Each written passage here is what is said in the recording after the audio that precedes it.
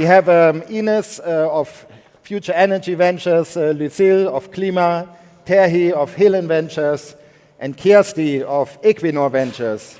And they all have one thing in common. They are investors. We like to call them smart green investors. And before I ask you more about investing and how you can change the world, I ask you for short feedback about this Ecosummit 2022. Ines, what did you like or maybe didn't like? What are you taking away?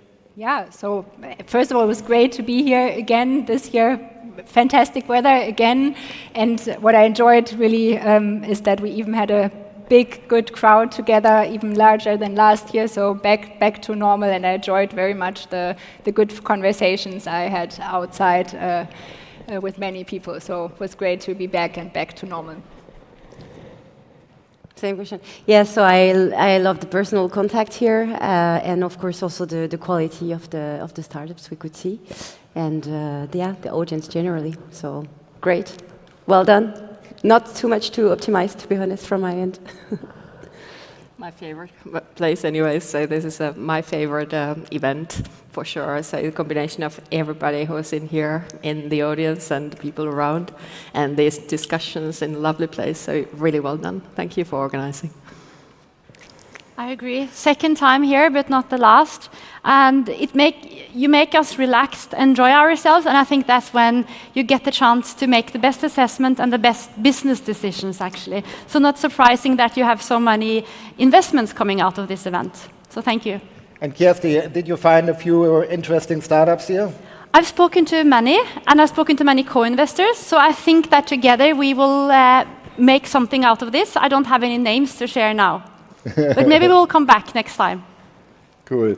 I want to ask Ines, what did you bring into venture capital? Why are you actually an investor? And how did it happen that you are now a managing partner at this great fund called Future Energy Ventures? Yeah, I mean, what I really enjoy about the business is I think you really get a sneak peek at the future. You get to create the future together with inspiring entrepreneurs and co-investors. But it's also, I think the business, it's really insightful, but it can be also a roller coaster many times. And there are hard times and there are also good times, but I think that's most of the time it's a really fun roller coaster, and that's what I really enjoy.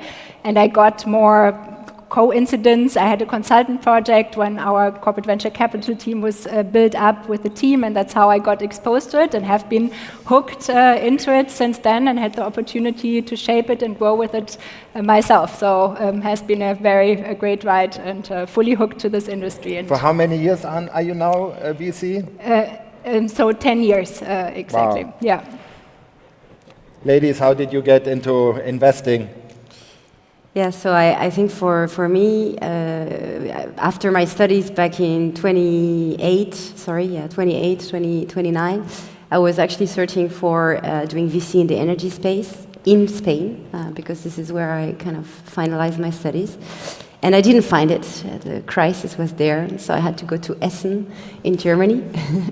But I still actually today say thank you to the first guy who gave me this job in the VC space. At the time it was not, there were not so many, and it was not so obvious.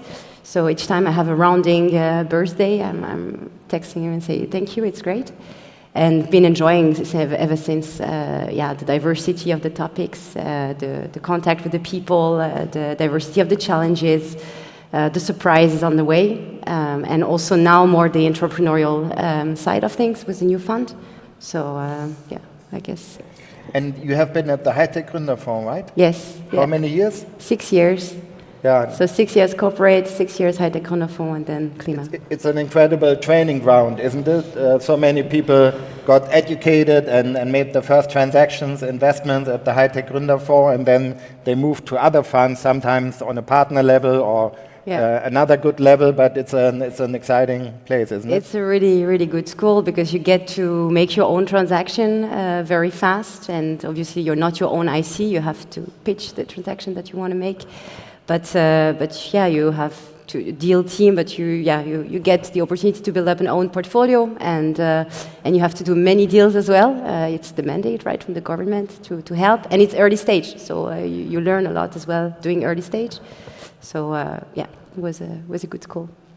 Terhi, what made you become a VC?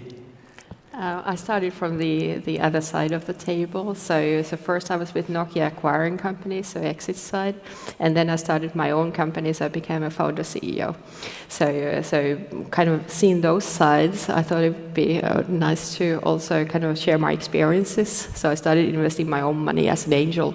So that's how I got started. I have around 20 companies where I have invested my money and hopefully added some value as well, and then kind of gradually becoming professional in investing. And how's your angel portfolio doing? It's actually my best portfolio in terms of returns, so yeah, very nice. Wow. Kjersti, what brought you to venture capital? So it's because I want to make a difference, and I think the world right now, this is the biggest challenge we have to move to a lower carbon future. And as an investor with startups, that's where you can make an impact. I worked as an investment banker in London in Goldman Sachs for years. I've worked with the Norwegian pension fund as an investor. But I think this is where you're closer to companies and where you can really make a difference. And personally, I really like to be in this phase because I meet so many smart people every day. Every day I learn something new, and that's something that I find very rewarding as well. Cool. And I have a final question for you, and then you go freestyle, okay? Because the name of the song that we have been listening to at the beginning of every session, it's called Change the World. So this is my question. How do you, as an investor, contribute, and how do you change the world? Yeah, I think we're giving the platform basically for those companies to excel. I think that's the one part, I think, but coming also from a strategic background, I think we also give the access to value creation in many ways to those companies, and then help building an ecosystem. And I think with having a larger portfolio, I think that's also something we strive for, adding companies that are also complementary in a way that can all deliver to a higher purpose, where we are actually all here for, to decarbonizing the future of not only our energy system but of our wider society. Jump in if you want to comment. I think from our hand, at least at Klima, based on we built up that fund on the Elantra platform, and in the last 12 months I've realized how much money is out there, actually, and how small venture capital still is, talking to many institutional investors. And so everyone is talking about there is so much liquidity out there, but actually there is much, much more liquidity out there that is not wired to addressing the climate crisis. And so as we started Klima, it was full focus on energy transition and like delivering as much impact as possible. And so I think the way we want to change the world is definitely, changing the way capital is being allocated, and actually not saying, that there is already too much liquidity in the market. There is not enough, and of course you need more projects and you need more business, but you also need to change the current capital allocation at much higher level than our small little corporate funds level. So I think that's one point, liquidity, and then on how we work with founders is more, I think, understanding what they can deliver in the long run, because, we have 5 to 10 years to really make an impact, and generally people completely underestimate what they can actually deliver over that period of time, and sometimes even overestimate what they can do short term. And so I think what we're trying to do is helping them thinking long term and how much impact they can actually deliver, growing not only organically, but joining forces with others, things like that. So really having an impact, but also quite soon at the end of the day, right, in the midterm. Just wanted to build on what you said about joining forces. I come from Equinor, so we have a large fund, $750 million over 5 years, but we have the implementation value and the help and support they can get from Equinor and the impact startups can have on Equinor. That's what inspires me a lot by working for a corporate venture. So I hope and believe that we together can make a difference. I completely agree. I think the biggest difference is what we can do as an ecosystem. So that's why I appreciate Ecosummit as well. So building up something what we can bring, what the entrepreneurs can bring, and then supercharge that so that we make something, because we are in the industry where the change is so much needed. So we need to do something, and then when we join forces, we actually can make a difference. So that's just fantastic, I would say. And the challenge is enormous at the end of the day. I mean, like, you know, turning upside down the energy system like it's required in the next couple of years is, for me, it's the biggest challenge that we have to all deliver on. And yeah, it's... And faster. And faster, and therefore more together, attract more talents. So, yeah, that's the biggest challenge. How important is the cooperation among investors, the co-investing, in order to be faster? We spoke about that. We had this session, pre-session, where we discussed and prepared for this panel, which was great. And then we spoke about the importance of investors cooperating, and for the startups to find the investors that complement each other. And that's really, really important in order to succeed, both for the investors and, of course, for the startups.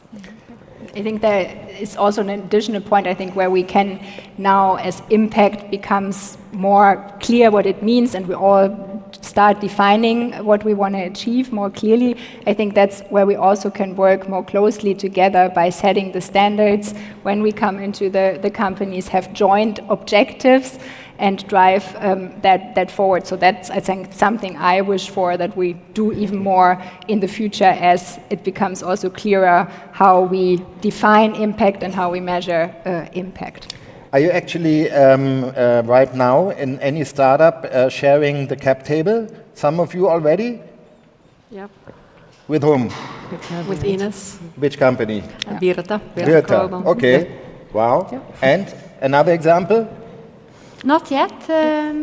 eSmart. eSmart, Yeah, yes, we're also but we have talks, so there may be more. Okay, okay. So basically, this is the role of Ecosummit. We help these great investors do more co-investments, and then they report back and tell us what we achieved all together here.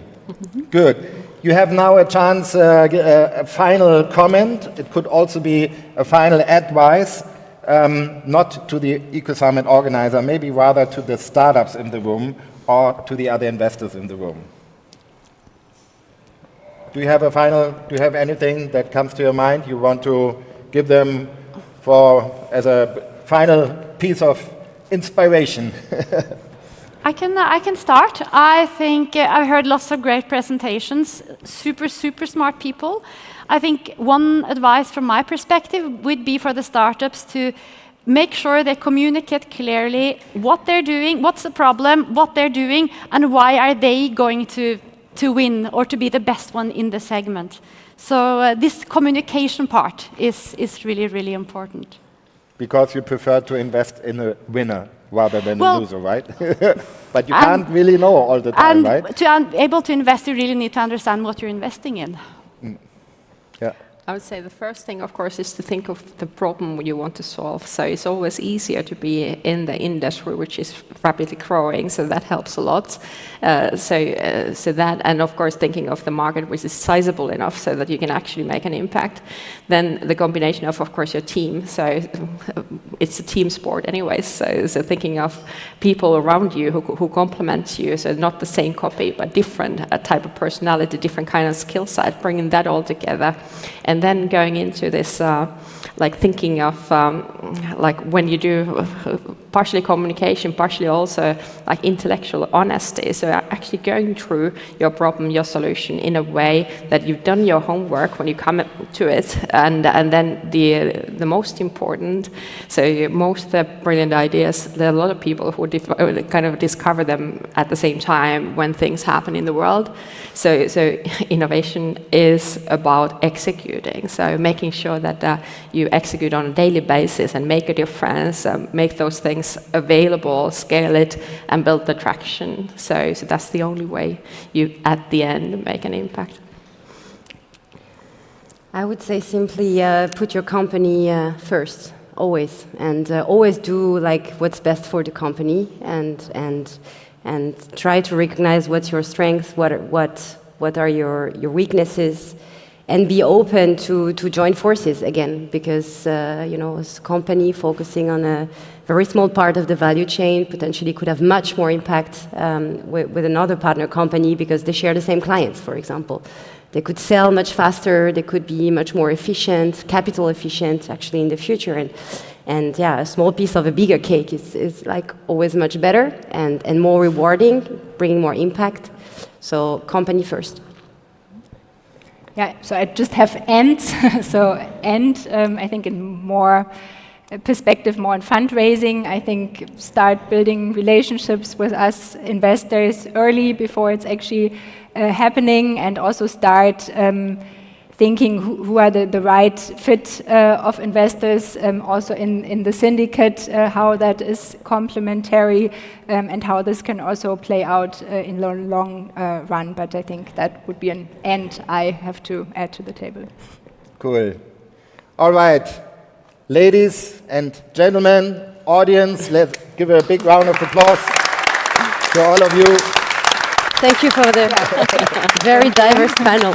And I want to thank you for being part of this great event. And as a reward, we just invite you to another party starting right now outside. I also want to say big thank you to the team, the technical team, the camera people, my co-founder Thomas Buttan, the ambassadors with the great T-shirts, and to each one of you, I hope to see you again next year. I'm working on the date. As soon as I know, I will let you know. And let's enjoy another Ecosummit party. It's called the Midsummer Party, because today, on the 24th of June, it's actually officially midsummer. Let's enjoy it. Great. Okay. Thank you.